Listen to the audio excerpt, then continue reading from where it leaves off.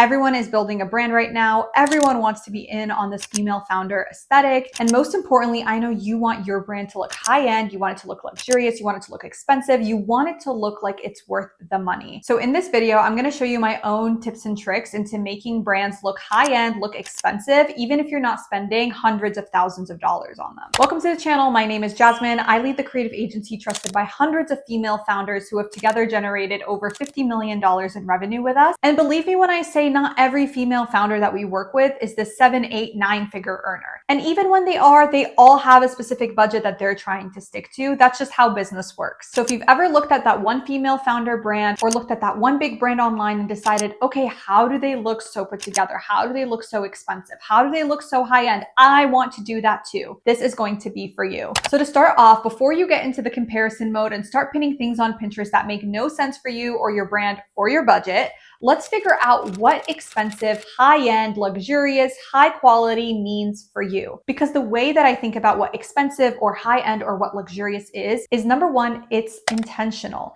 It's clearly well thought out and well put together. Number two, it is high quality. This doesn't necessarily mean, again, the most expensive, but it looks like it was, again, intentionally made, intentionally produced. It wasn't rushed. It wasn't just thought of on a whim. It's not copying somebody else. It is high quality. Number three is it's distinctive.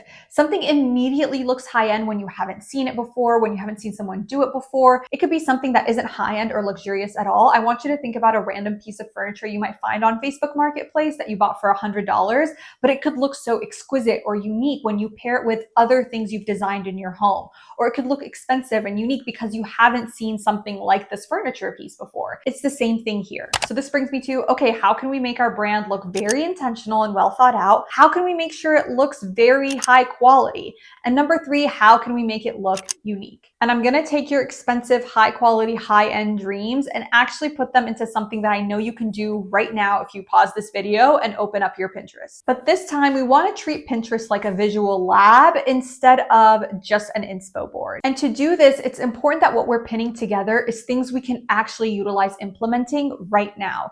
I see so many female founders put things on their board that is so far out of their reach right now. They shut down, they feel bad, they feel shame, they feel guilt, they feel like they don't have the money. And that's not what we're going to do here. So instead of creating one big board, I want you to create mini boards that you can go all in on. So number one, I want you to have a brand mood board, okay? I want you to go in and think about all of the things that you want your brand mood to feel like.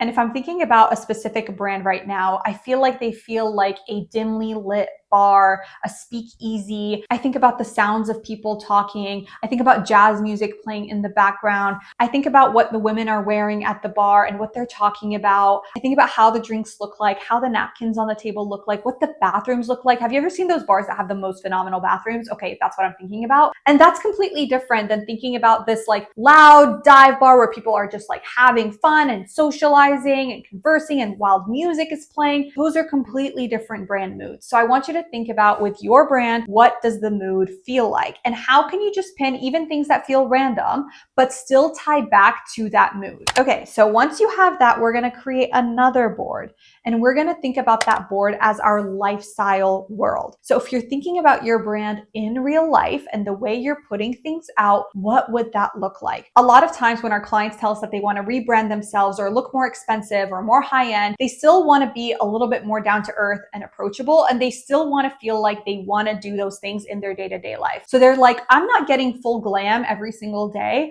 Sometimes I'm working in my sweatpants. But the reality is the way that your brand is perceived doesn't have to be that version. That duality can exist. So you can still showcase yourself running those errands, but still look put together on your photo shoot, or your brand can still have a cohesive look. So instead, I want you to think about in those daily moments, maybe when you're getting ready for a girls' night out or a date night or a fun brunch, or you're meeting up with family, or again, those fun moments in life. I want you to think about what are you wearing? What are you doing? How would you document it? What are things around you that you see that you're like, oh, this is so aesthetic and take pictures of? For me, I love a good city moment. I love a good home office. I love curated interior design. I love stationery. And so those are all things that I feel like I can play out in my day-to-day life. I can think about those things when I'm putting together things in my office, when I'm just doing my morning routine, when I'm doing my mat Pilates workout at home, when I'm I'm traveling for client shoots in new cities. Those are all things that I feel like I can implement into kind of this like lifestyle board that also still feel relevant to my brand and that I can actually implement in the day-to-day. And just with your brand mood board and your lifestyle board, this is where like the well thought out and the intentionality is not only going to be thought about, but it's actually going to be executed with the curated elements and with your day-to-day. So to this point, think about what you would eat, what you would wear, where you would travel to, and put them in that lifestyle board. The next thing I want you to think about is like a visual storytelling element. So thinking about now a little bit more of your brand in like what would be your dream photo shoot scenario, who are influencers that you love and you love the way that they produce content.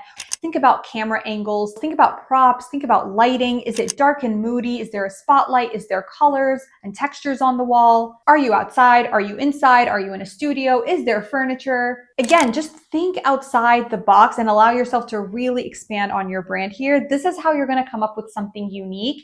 And please, when you're looking on Pinterest, try to scroll down a little bit deeper. Don't just look at the main screen and pin what you like. Feel free to scroll down. And also with Pinterest, you can click on one pin and find things in relation to that pin.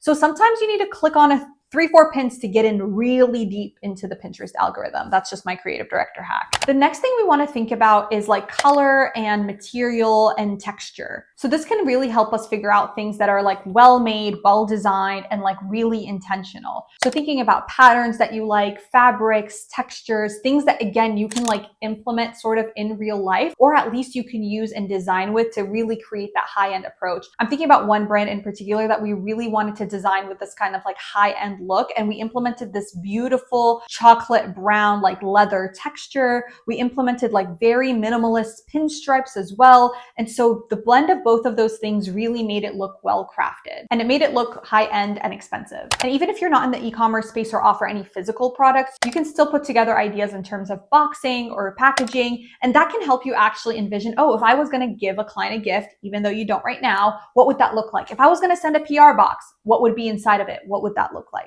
And the final thing is content direction. Now, you might need to explore outside of Pinterest for this one, but go into your saved folder on Instagram. When was the last time you checked that out? Most of the time we save content that we think is like helpful and timely, but sometimes I know we save content because we realize it looks good. So when you're thinking about all of those content themes that you see, or feel free to kind of like doom scroll a little bit with intention and make sure that you're looking for things that kind of speak to you in that way or speak to the brand. And again, we're not doing this to copy creators or implement their style exactly as it is, but instead we want a clear definition of what do you like about it so you can go and implement it and make it your own. So once you've collected all of these elements in your visual lab and you have some sort of like clear inspiration, this is where we can move forward. And here's where I want you to be intentional. I'm going to pull up my iPad so I can read things to you. Okay, so think about like what are patterns that show up repeatedly? What are textures? What are shapes? What are colors? How is that color being used? How is that negative space being used? How are the fonts being used? What kind of imagery is put out there? Lighting, movement, what feels again consistent? You want to pull that out and figure out, okay, now how do I translate this into photos? How do I translate this into design, into colors? How do I want to put all of those pieces together? Now, of course, as a creative director, this is my job to kind of implement those things for you, from the visual lab experience to putting that out there in real life. But I want you to just be able to spot those patterns because that's essentially your own like brand essence, your brand like DNA. And essentially that's what you can take and repeat and like create more of. And this is where you can combine all of these things to create your brand world. So remember in the beginning, I said, if your brand was a place, what would be the vibe, the people, what would they be talking about, what music would be playing, what's the design, what's the aesthetic, etc. This is where you essentially get to play that out on your profile. So if someone was to land on your profile and it's this brand world, this brand place that we're talking about, how could they feel that going through your profile, going through the post?